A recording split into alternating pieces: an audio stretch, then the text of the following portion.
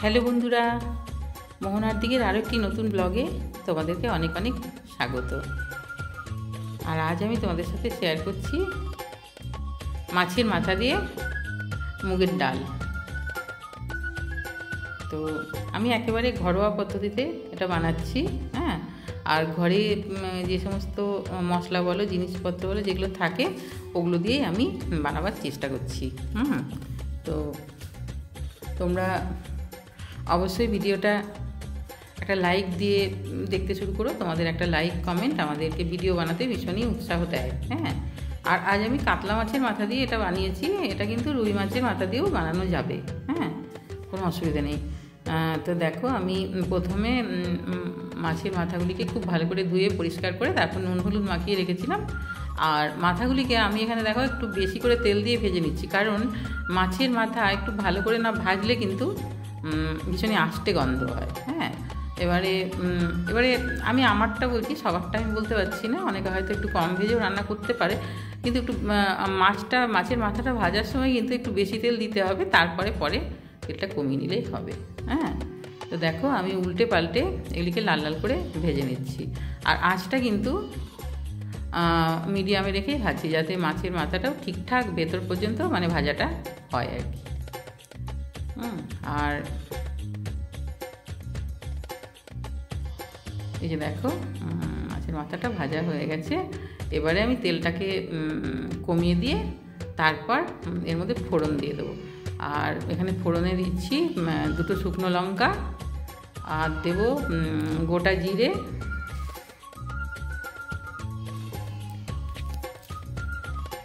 আর দেবো এখানে 5 ফোড়ন। এবারে যে কোনো রান্নাতে কিন্তু ফোড়নটা ভীষণভাবে মানে দরকার।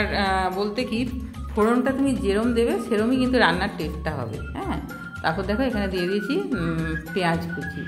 এবারে ফোড়নটা ভীষণভাবে মানে ম্যাটার করে, কারণ কি ওই ফোড়নের জন্যই কিন্তু রান্নার টেস্টটা বাড়বে।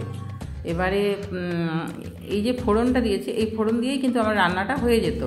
এখানে কিন্তু ওই আদা রসুনের পেস্ট বলো কি জিরে ধনের গুঁড়ো এগুলো কিন্তু না দিলেও হয়ে যাবে।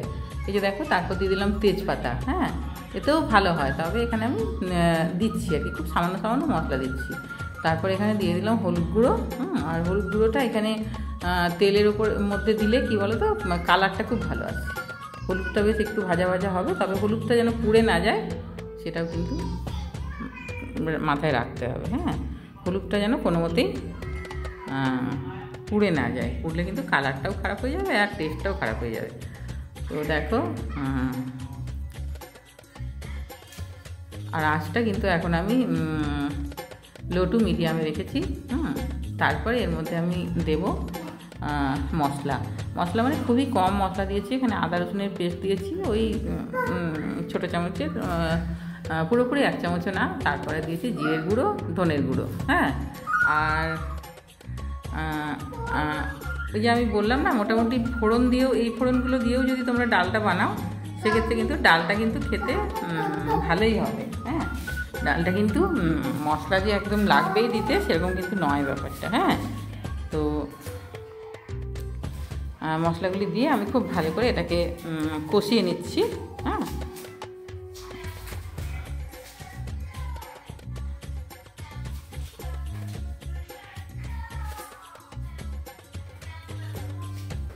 আর মশলা কষানো তো যে কোনো রান্নাতেই ভীষণই মানে জরুরি ব্যাপার একটা। মশলার কাঁচা গন্ধ যেন কোনো মতেই না থাকে।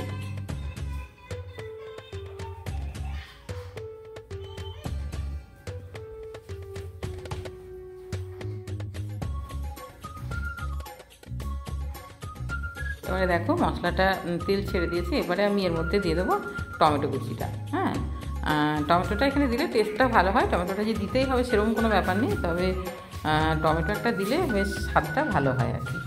তো টমেটোটা দিয়ে তারপর একটু কষিয়ে নিয়ে তারপর আমি এখানে যে ডালটা সেদ্ধ করে রেখেছি, মুগের ডালটা, সেটা আমি দিয়ে দিলাম। হ্যাঁ, আর মুগের ডালটা আগে আমি ভেজে সেদ্ধ করে নিয়েছি। প্রেসারে একটা সিটি দিলেই হয়ে যাবে। সোনা মুগের ডাল যেহেতু, সোনা মুগটা কী বলো তো, একটা সিটি দিলে হয়ে যায় প্রেসারে।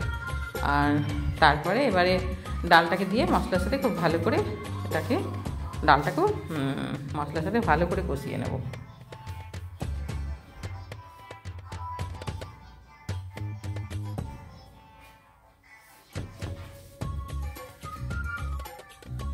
তারপরে আমি খুবই ডালটা যেহেতু খুবই ঘন হয়েছে, তো সেই জন্য জল দিয়ে দিলাম। হ্যাঁ, আর জলটা একটুখানি তো ফুটতে হবে, কারণ মাছের মাথাটা দেওয়ার ব্যাপার আছে। তো এটা একটু ফুটে উঠলে তারপর এর মধ্যে আমি দিয়ে দিচ্ছি দেখো চিনি। চিনি তো এখানে একটু লাগবে, চিনিটা না দিলে ডালের টেস্টটা ভালো হয় না। আর তারপরে একটু নেড়ে চেড়ে নিচ্ছি আমি। নেড়ে চেড়ে নিচ্ছি।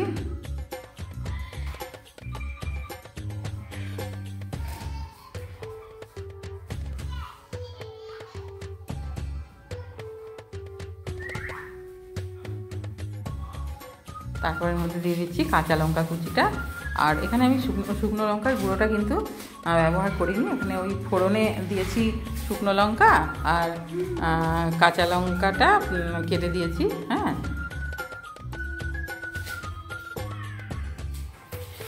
দিয়ে তারপর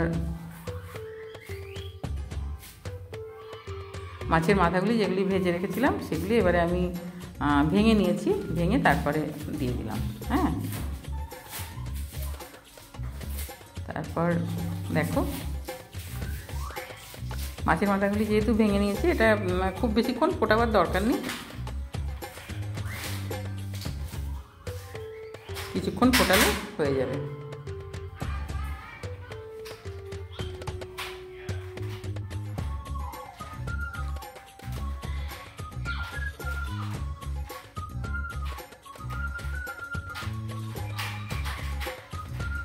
আর মুগের ডালটা এইভাবে মাছের মাথা দিয়ে এইভাবে ঘরোয়া পদ্ধতিতে বানালে কিন্তু ভীষণই ভালো টেস্ট হয়। এখানে কিন্তু আমি গরম মশলাটা দিচ্ছি না। হ্যাঁ, গরম মশলা আমার সবসময় ডালে কিন্তু গরম মশলা দিলে আমার সবসময় ভালো লাগে না, সেই জন্য গরম মশলাটা আমি এখানে দিচ্ছি না। এখানে তোমরা গরম মশলাটা দিতে পারো। হ্যাঁ, তো তারপর দেখো এখানে আমি দিয়ে দিচ্ছি কাসুরি মেথি। আর কাসুরি মেথিটা একটু হাতে করে ক্র্যাশ করে নিই, তারপর দিয়ে দিয়েছি। আর এখানে কাসুরি মেথিটা দিলে ডালের টেস্টটা অনেক গুণ বেড়ে যায়। হ্যাঁ,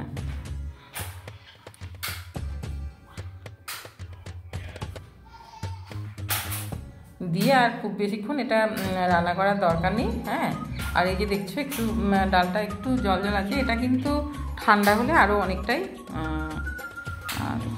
জমে যাবে। হ্যাঁ, এতটা জল জলে থাকবে না।